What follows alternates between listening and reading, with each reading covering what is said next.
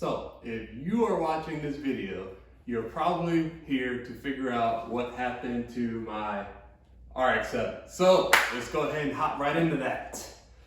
I was down in Gatlinburg, Tennessee. You know the Gatlinburg curse. If you've been to Gatlinburg and you drove your car there, then you may or may not have been affected by the Gatlinburg curse. If you already know me, then last year you know that I blew a bag and all types of engine hardening stuff happened to me, and I didn't make the show.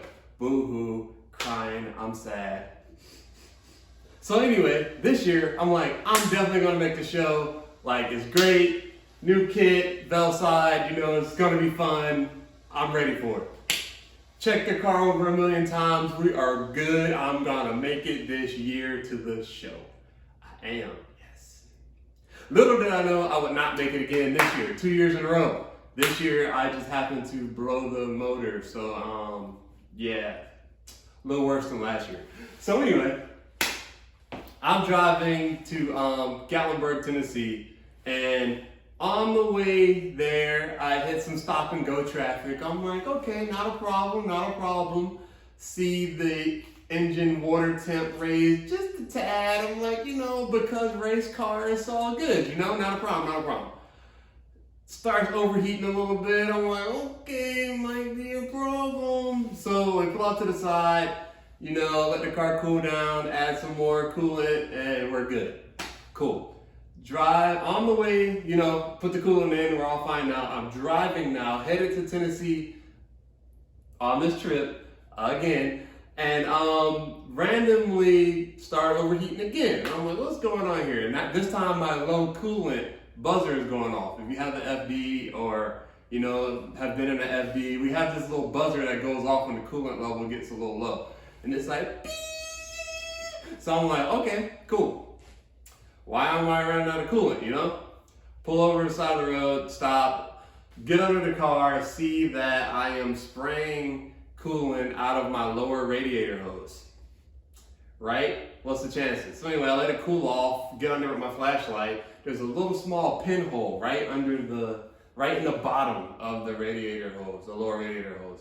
Real tiny, like so tiny that it's spraying. It's not dropping, it's spraying out. I don't know. Okay, all right. So at this point, I'm like calling every parts store in the world asking for a lower radiator hose for an RX-7 FD. And they're all like, what? We don't have that.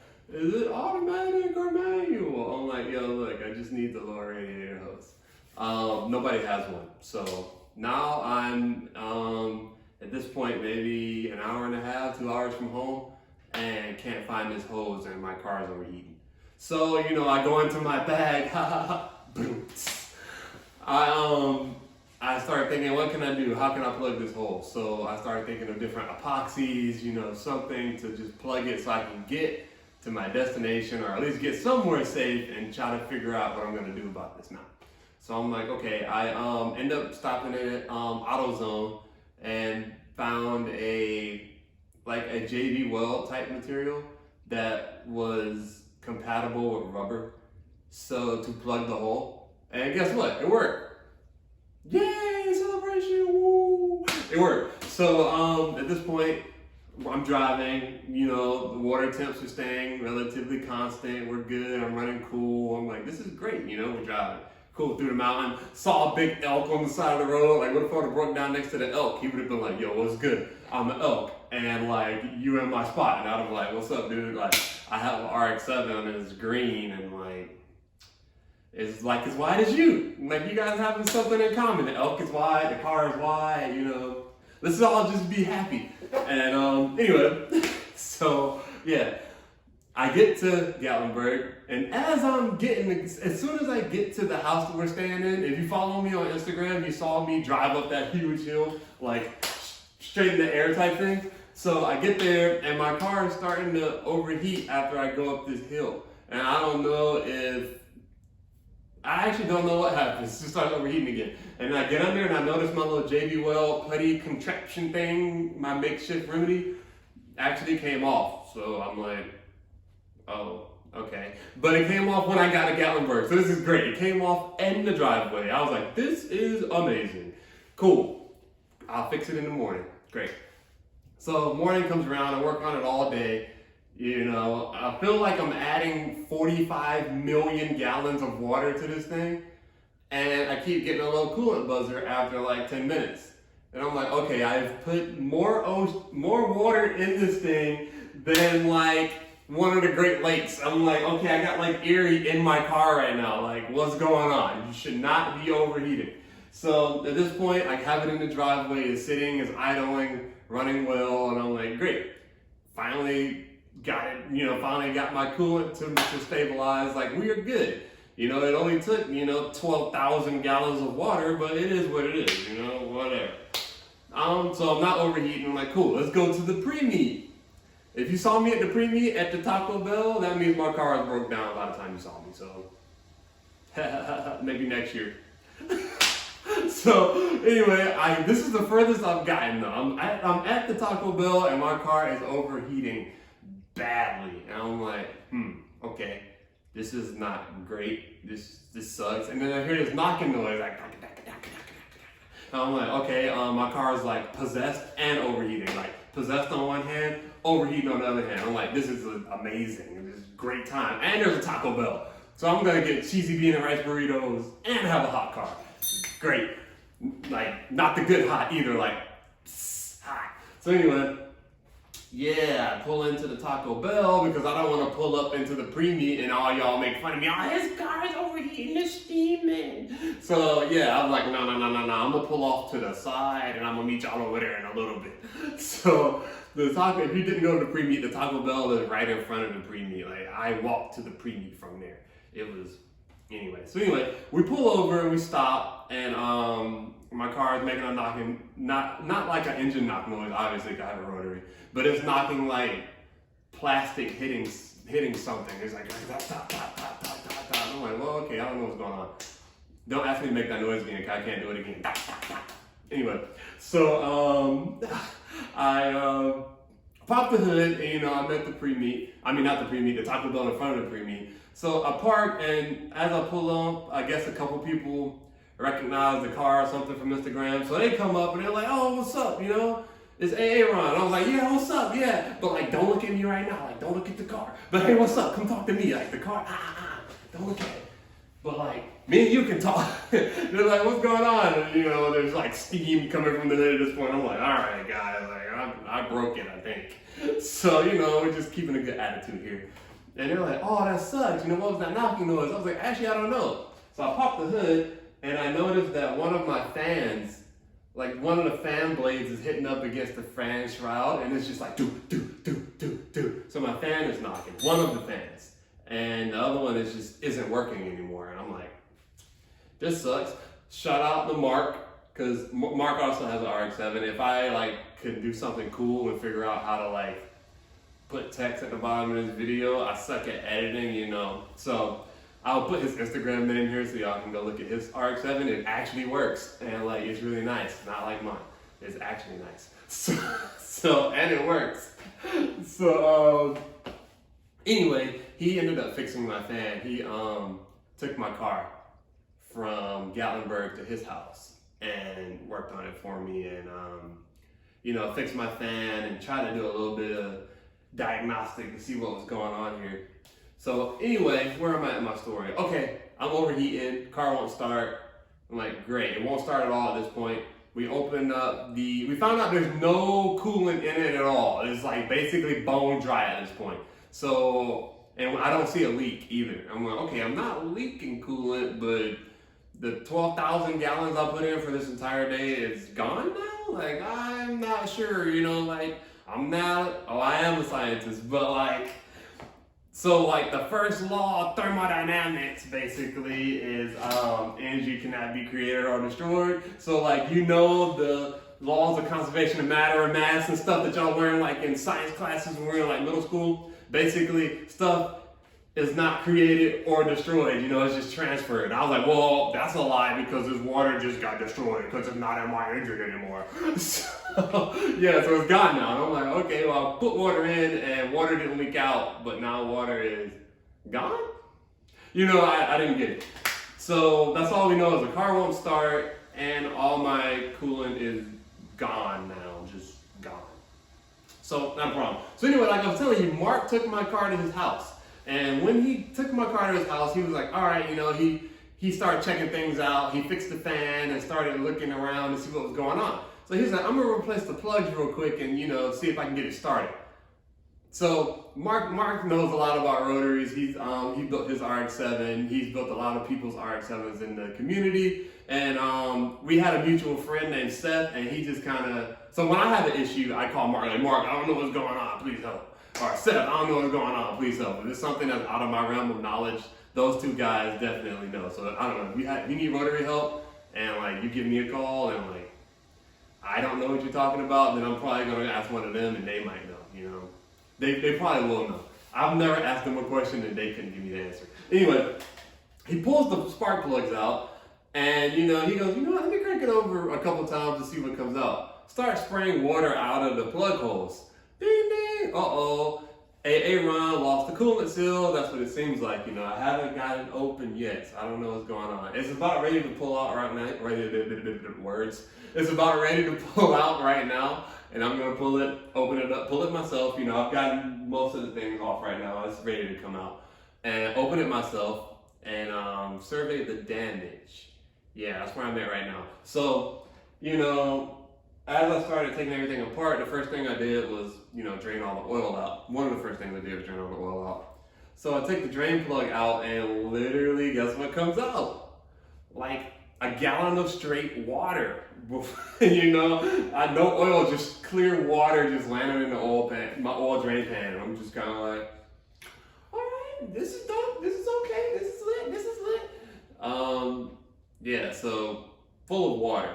So at this point, I'm assuming, you know, pretty good chance, almost positive, that I blew a coolant seal or water seal.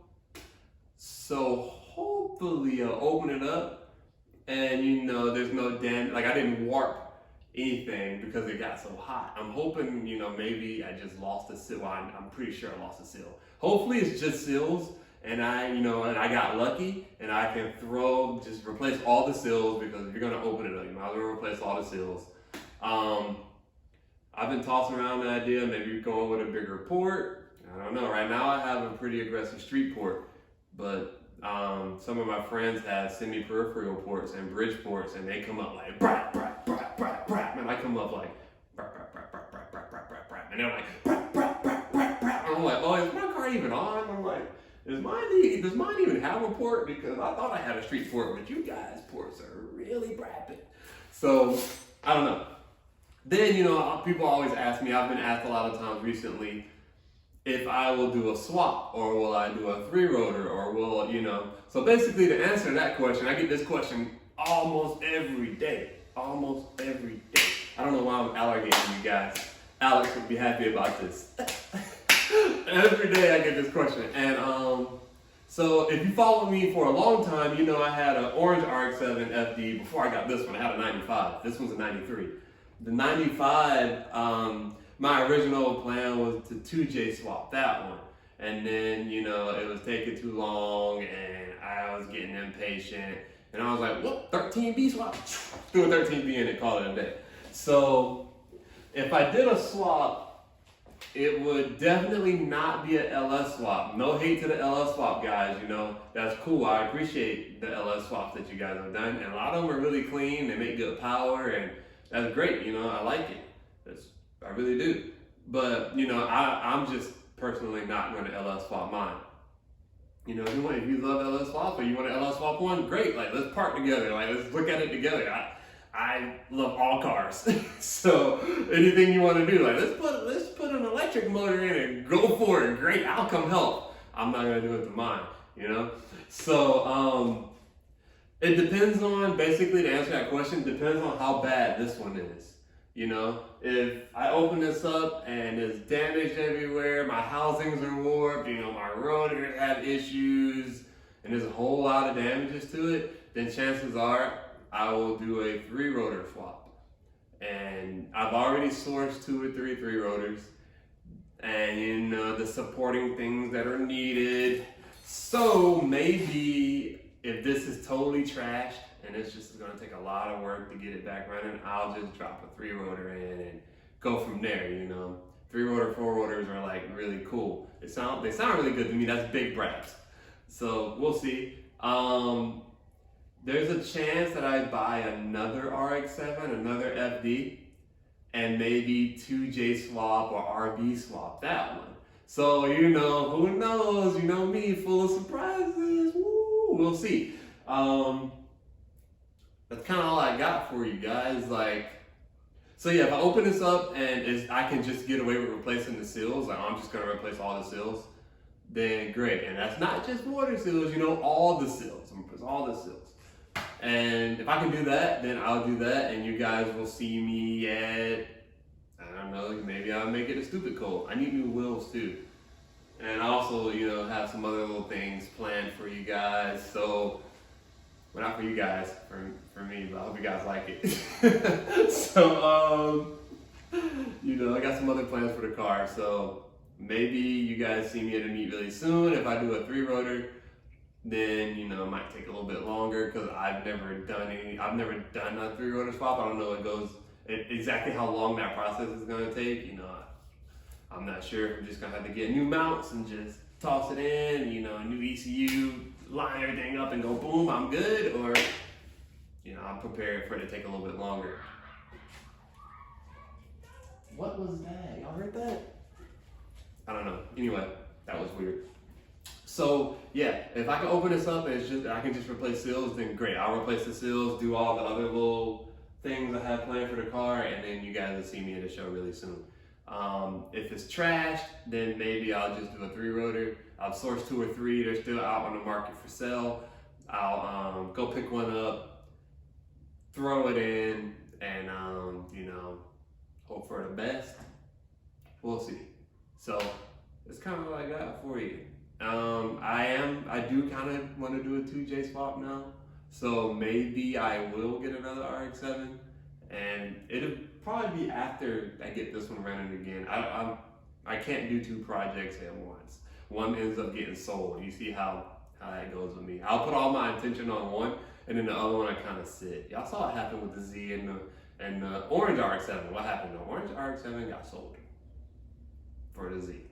I know, right? And it's supposed to be my daily, and then it ends up on bags and wheels. Anyway, yeah, so that's what I got for you. Those are the answers to y'all's questions. Well, not all of y'all's questions, but the main question I get asked every day is what's going on with RX-7. Is I'm about to probably pull the motor out right now because everything's basically done. It just has to be pulled out. So, yeah, and then when I open it, I will post another video and let you guys know exactly how bad it looks. You know, I'll open it up, which I'm gonna open it myself and do the rebuild myself if possible. You know, if it can be rebuilt with just seals, then I'll do that myself and I'll make another video and show you guys that, hey guys, look, you know, this is all it took. This is how you do a rotary rebuild. You know, I'm not a master mechanic, I'm a scientist, you know. Let's see how it goes. Yeah, that's all I got. Here's RX-7, you know, it's here. Woo, woo, yeah. That's it. See y'all soon.